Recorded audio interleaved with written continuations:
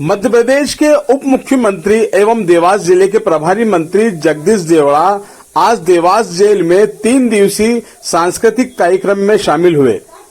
आखिरी दिन था। इस दौरान बड़ी संख्या में उनके साथ भाजपा के लोग, जिला प्रशासनिक अधिकारी के साथ अन्य लोग मौजूद रहे। लेकिन यहां पर जेल में मौजूद कैदियों के इस सांस्कृतिक आयोजन को लेकर जगदीश देवड़ा काफी खुश हुए। इस दौरान उन्होंने एक जो उद्बोधन दिया वो काफी चर्चा में रहा। अपने आप को यहां पर एक आध्यात्मिक एक वक्ता के रूप में जगदीश देवड़ा ने सबके बीच में लोगों को समझाया कि किस तरीके से उन्हें अपना जीवन व्यतीत करना चाहिए। काम करने का मुझे भी सौभाग्य इस विभाग में मिला। पूरे 5 वर्ष मेरे पास ये विभाग रहा। बहुत अनुभव आए इस विभाग में।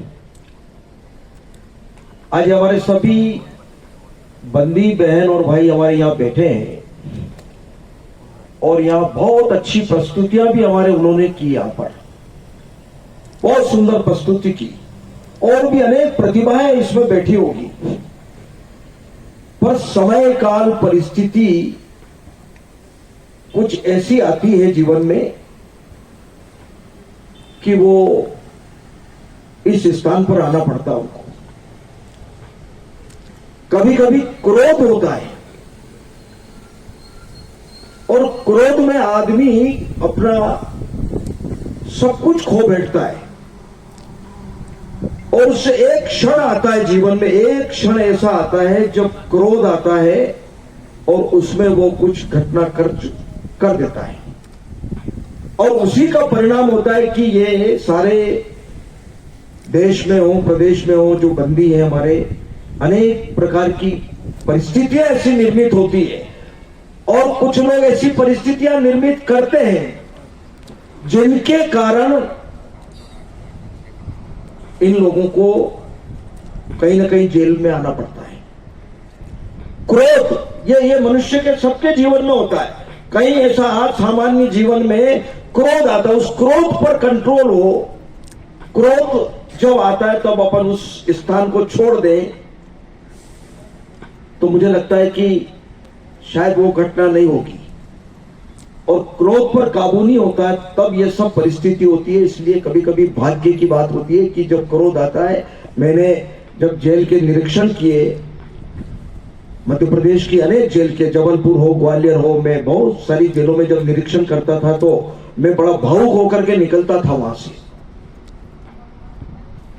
बहुत भावुक हो जाता। अनेक लोग ऐसे बहुत अच्छे, कई डॉक्टर, कई इंजीनियर, कई अच्छे पढ़े लिखे, कई अच्छे पदों पर रहने वाले, जिनके कहीं ना कहीं क्रोध में कुछ घटना हो गई और कई को आजीवन कारावास हो गया, कहीं कुछ सजा हो गई।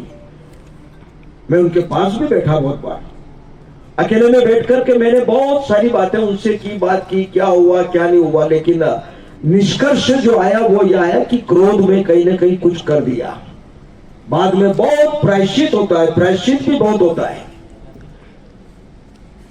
लेकिन ये अच्छा है, मध्य प्रदेश सरकार के यशस्वी मुख्यमंत्री जी को मैं धन्यवाद दूंगा कि इस समय मध्य प्रदेश की जेलों में भी बहुत सारे सुधारात्मक काम भी हो रहे हैं और ये सारे बंदी भाई बैठे हैं, अपने ही सारे प्रदेश के, ये गांव के रहने वाले हैं, कई अच्छे परिवारों के भी हैं, कई मजदूर परिवार के हैं, कई छोटे मोटे सारे परिवारों के ये जो है हमारी माताएं बैठी है यहाँ पर मैं तो ये कहूंगा इस कार्यक्रम के माध्यम से कि समाज की मुख्य धारा में इनको फिर से लाना है और आपको भी मुख्य धारा में सम्मिलित होना है वापस जाकर के, ये सारे विचार छोड़ करके। इसीलिए यहाँ पर ये सांस्कृतिक कार्यक्रम भी हो रहे हैं, खेल कूद भी हो रहे हैं और योग भी होते हैं, यहाँ प्रवचन भी होते हैं, संतों के प्रवचन भी यहाँ पर करवाते हैं।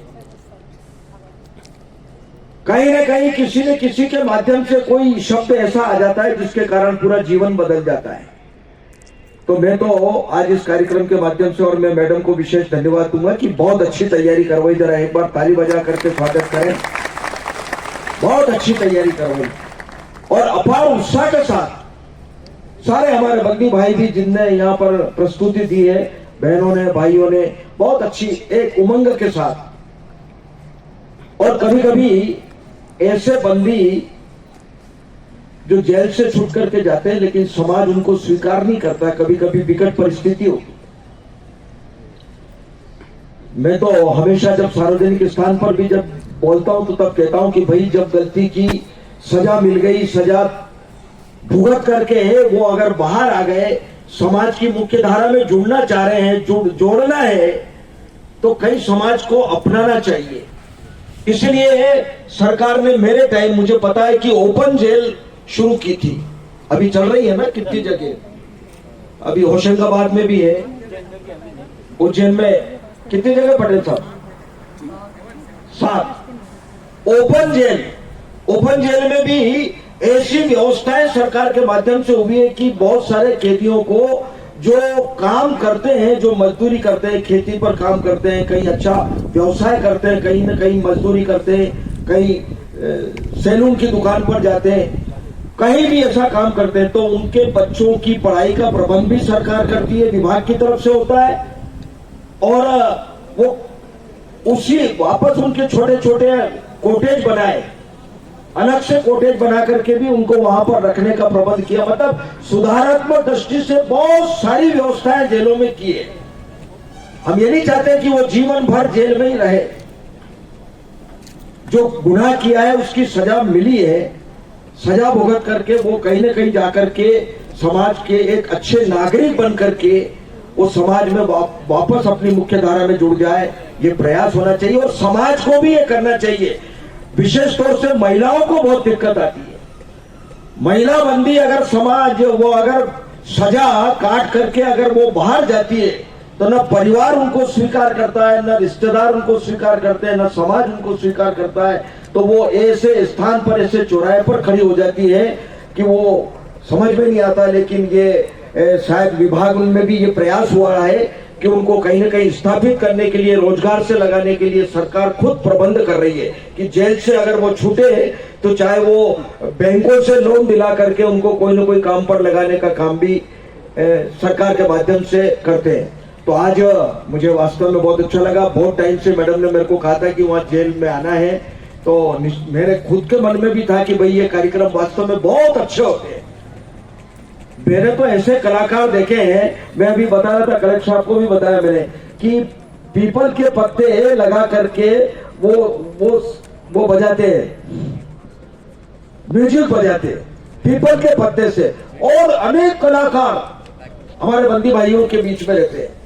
तो ये बहुत अच्छी बात है। आज इस कार्यक्रम के माध्यम से मैं सभी बंदी बहन और भाइयों को मैं ये कहना चाहूंगा कि भाई अपने जीवन में जो गलती की उसका प्रायश्चित करके जब आपकी सजा पूरी हो जाए तो आप वापस जाकर के अपने परिवार के साथ में, समाज के बीच में घुल मिल करके अच्छे काम करने के लिए आप आगे बढ़े, ऐसी मेरी शुभकामना है।